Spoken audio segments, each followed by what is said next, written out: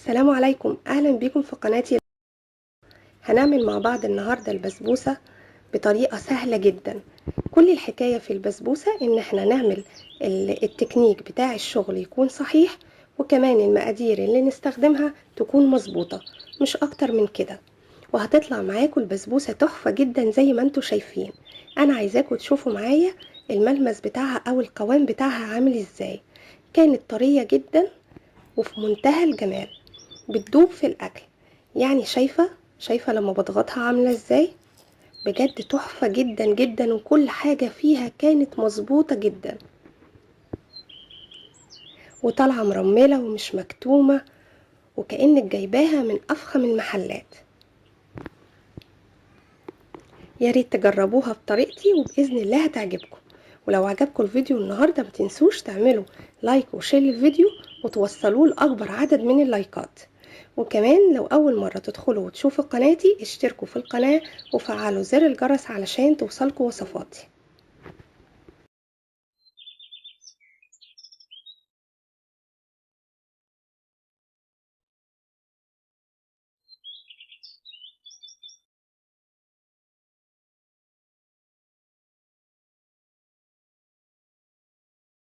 يلا نبدأ ونقول بسم الله.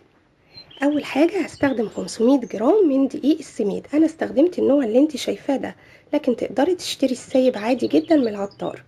ضفت عليهم كوباية وربع من السكر، وعليهم كوباية الا تلت من السمن. سمن كده سيحتها وابتديت اعايرها تلت وتلت عشان يطلع المقدار مظبوط تماما. السمن البلدي طبعا روح البسبوسة. وضفت عليها تلت كوباية من جوز الهند الناعم، لازم يكون ناعم. لو مش عايزة تضيفي جوز هند مفيش مشكلة.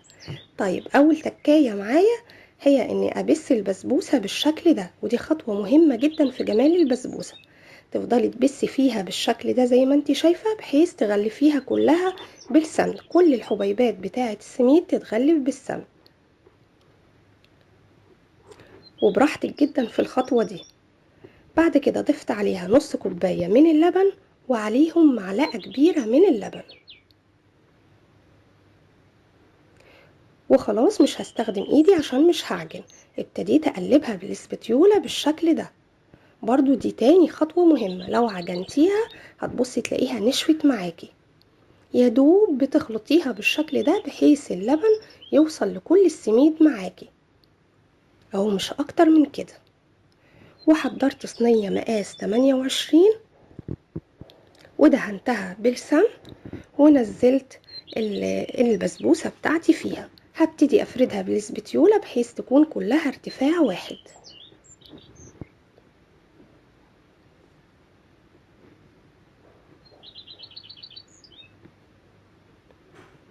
اهو بالشكل ده بسويها في كل الصينية. هسيب الاسبتيولة وابتدي استخدم ايدي في اني اساوي البسبوسة واساوي السطح بشكل كويس. لو هتعمليها سادة خلاص هي كده هتبقى جهزت معاكي، يا دوب بتسويها وتظبطي الوش بتاعها وخلاص، مش اكتر من كده. انا كان عندي بندق ابتديت استخدمه على الوش، كسرته بالشكل ده مش بفرمه، وابتديت اوزعه على الوش زي ما انتوا شايفين.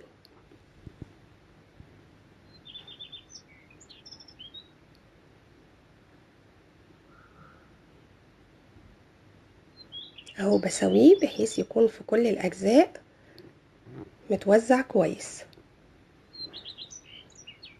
حطيت في ايدي شوية من السمن وابتديت اساوي الوش كويس عشان هي البسبوسة متماسكة، وانا عايزة اثبت البندق عليها بشكل كويس بحيث لما اضيف السيرب ما يطلعش بره الصينية. وكده جهزت معايا. هبتدي اخبطها كده خبطتين 3 حلوين، ده مهم جدا عشان البسبوسة ما تعيش معايا. وبعد كده بتسيبيها ربع ساعة قبل ما تدخليها الفرن. بتدخليها الفرن على درجة حرارة متوسطة. هبتدي اجهز السيرب دلوقتي، وهو عبارة عن كوبايتين من المية، وبضيف عليهم كوباية من السكر،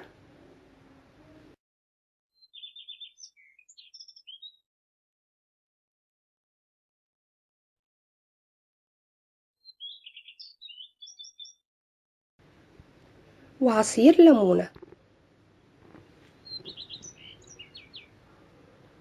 وبس كده، دي مكونات السيرب بتاعي. هبتدي اقلبه بالسبتيولة قبل ما احطه على النار. تفضلي تقلبي فيه كده من المنتصف مش من الجناب زي ما انت شايفة كده، لحد ما السكر يدوب معاكي. بعد كده حطيته على النار بالظبط، قعد 15 دقيقة مش اكتر من كده عشان ما يعقدش معاكي. بعد ما بتنزليه بتضيفي رشة من الفانيليا او نقطة من الفانيليا السايلة. اهو بعد ما دوبت السكر هحطه على النار. في الوقت ده الصينية انا دخلتها زي ما قلنا في الرف المتوسط على 180 درجة، وطلعت زي ما انت شايفة كده. اول ما تحسي الجناب احمرت بتفتحي الشواية بحيث تديها لون. خدت معايا حوالي ساعة الا ربع، وطبعا ده حسب الفرن بتاعتك.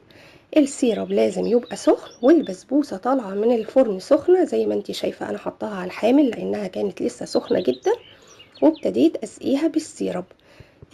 من علامات نجاح البسبوسة انك لما بتضيفي السيرب بتلاقيها شربت على طول. لو السيرب عايزة تخلي منه شوية، يعني ما تضيفيش كل السيرب الكمية اللي احنا عملناها براحتك، لكن انا ضفت الكمية كلها وكان بالنسبة لي التحلية بتاعتها مظبوطة. المنظر اللي انتي شايفاه ده بعد ربع ساعة من اضافة السيرب. شايفة كانت شربت ازاي؟ واضح جدا انها مرملة قوي، وكمان شربت كل السيرب بسرعة جدا. انا سبتها قعدت حوالي 4 ساعات كده، لما بردت تماما ابتديت اقطعها.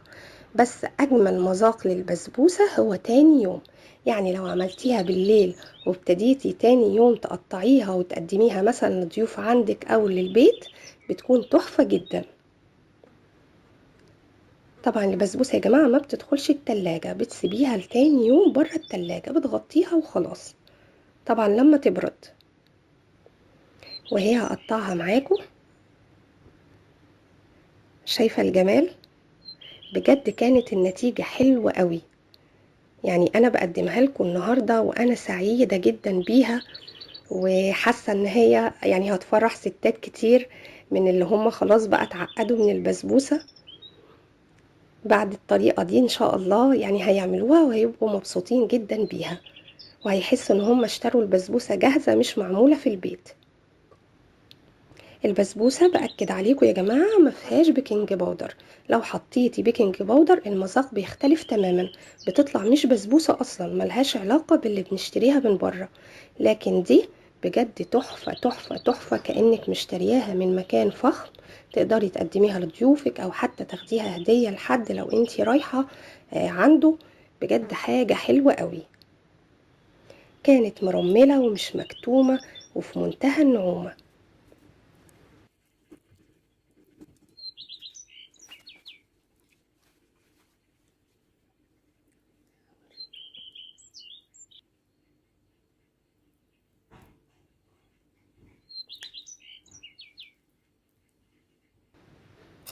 وهو زي ما انتي شايفة، ملاحظة الشوكة فيها عاملة ازاي؟ حاجة كده بتدوب بجد. يا رب الفيديو يكون عجبكم النهاردة، وتكون وصفة البسبوسة عجبتكم كمان، وتعملوا لايك وشير للفيديو، وتوصلوا الفيديو ده لأكبر عدد من اللايكات. ولو أول مرة تدخلوا قناتي يسعدني جدا اشتراككم في القناة وتفعيل زر الجرس علشان توصلكم كل وصفاتي. بحبكم في الله. أمل سليم.